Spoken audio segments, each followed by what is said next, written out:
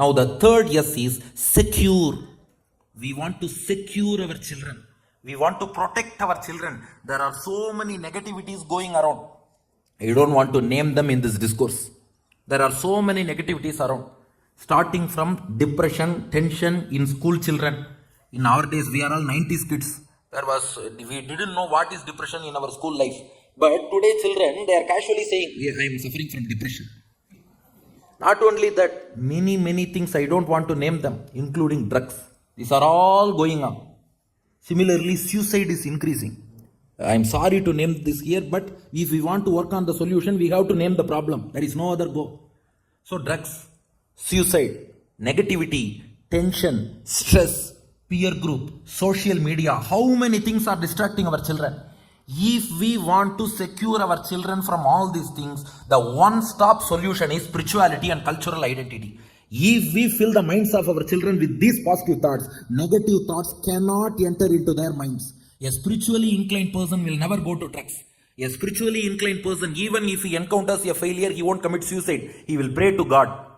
He never commits suicide because this practice of prayer is gone now. Our elders used to pray. If there is some problem in your house, we have got the medicine called prayer. Prayer is the best medicine. Being a doctor, I tell you, we doctors, we have a logo. I may dress the wound, but it is God who heals it. Doctor dresses the wound, but it is God who heals the wound. Prayer is the best medicine. But that thinking is gone. That mindset is gone. So they resort to drugs. They go to suicide. And they go to social media. They go to peer groups and all other things. If we fill their mind with such positive thoughts of our cultural and spiritual identity, no child will go in that negative way. I can assure you. Because positive things are not inside their minds so that we give space to negative things to enter. Just take the example of a land.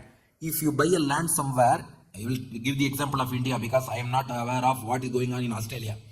In India, if we buy a land and don't construct anything on it, do you know what will happen?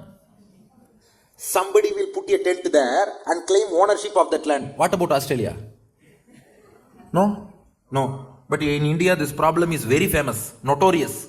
If you buy a land and don't take care of that land, somebody will put a tent and claim ownership of that land.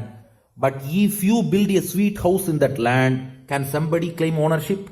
No. Similarly, the minds of our children are like good lands. If we build the sweet home of spirituality in that mind, no negative thoughts can claim ownership. But if we don't fill those positive thoughts called spirituality in that land, then somebody will put some tent, somebody will claim ownership, they will